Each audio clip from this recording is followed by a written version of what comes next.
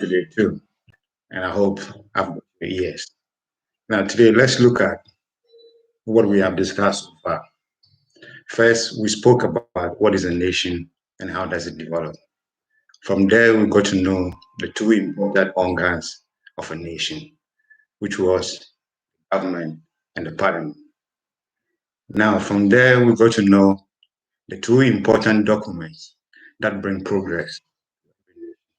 And these documents were the Constitution, which stipulates your rights and welfare, and the National Manifesto, which also stipulates your obligations and responsibility as a citizen, both for citizens and the leaders. Now, we have to look at these two documents. Who, which one of the organs is responsible for which one of the documents? We have the Constitution and the National Manifesto. Then we have the government and the parliament. So who is responsible for who? Okay, we look at it, we'll see that both the Constitution and the National Manifesto were written from the parliament. From the Constitution, we got to know the National Manifesto, because if I put my demands there, then you give me an obligation and a responsibility that will make me to get those. Okay.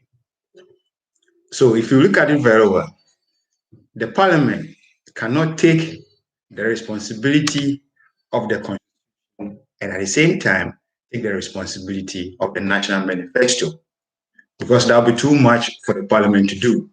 So what parliament has to do is to form an administration.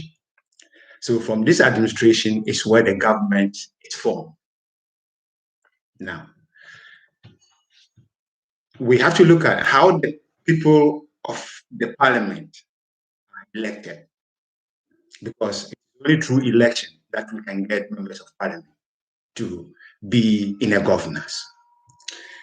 Now, to elect the members of the parliament, that means it is a responsibility of the state of Ghana to mount 275 platforms, because we have 275 constituencies.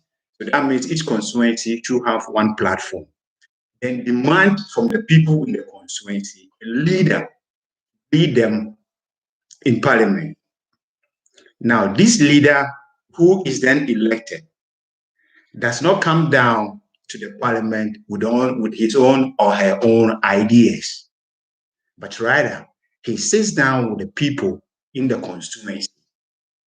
They all come together and make a decision.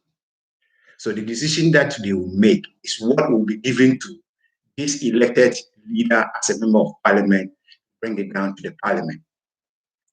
So now you see that if the same goes down to all the rest of the constituencies, which means you've got 275 constituencies members who are coming out what the grievances of all the things in the nation. So at the end of the day, you will get to know the state of the nation. From here, we will get to know what we have as Ghanaians, what we want to achieve. From what we have, we will get to know what we need, so that when we add it to it, we'll be able to what we want to achieve. But without bringing all these grievances or all these notices or this talent and skills and all these things that are coming down from the various constituencies down to the parliament, there is no way we might be able to know the state of the nation. And if we don't know the state of the nation, there is no way we can steer the nation to the right place where it's supposed to go. Hence the difficulties that we are facing, which is not supposed to be like that. Now let's come back to the point. So when these people's platforms are mounted and the leaders are elected, come up with the grievances from these people. So when they bring it down to the parliament, parliament will have an idea as to what is happening. So when parliament knows what is happening, then an administration is then set up. Administration is where we have the heads of various administrative positions. Then we have the ministerial cabinet. Now the question will be like, how do we then get ministers to hold those ministerial positions. Now, we are a nation of about 35 million people. We have a wealth of about over 500 billion dollars.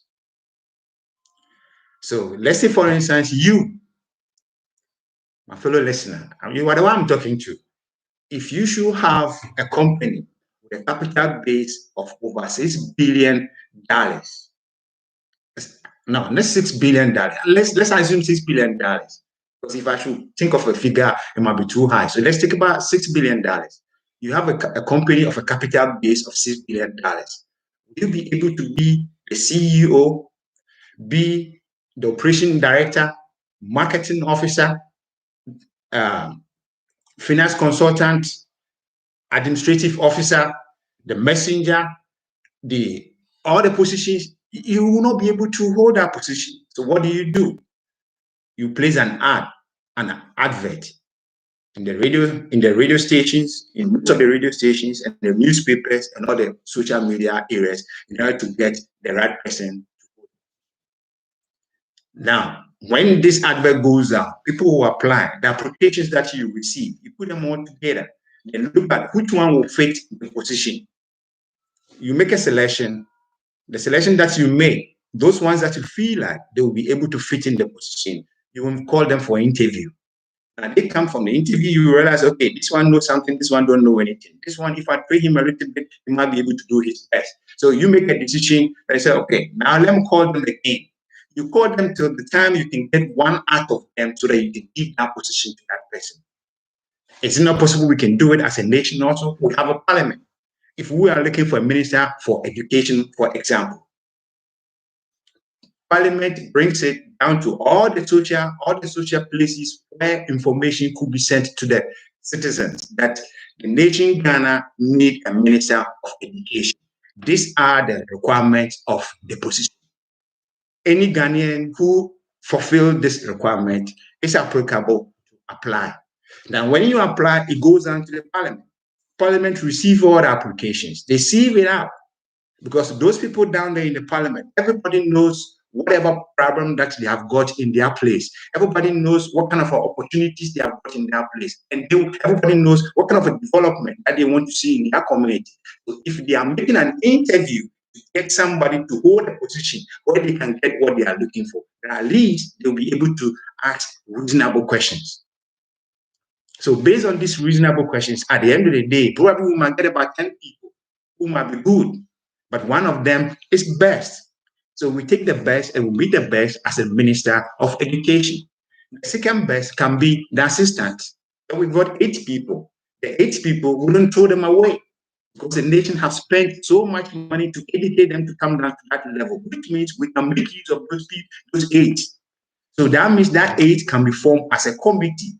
And that committee, they will be able to look into all the education problems and all the education programs and challenges, everything. They will be able to look into it and will be able to give the assistant and the minister the kind of ideas that they need to be able to tell the parliament which direction our education should be able to turn.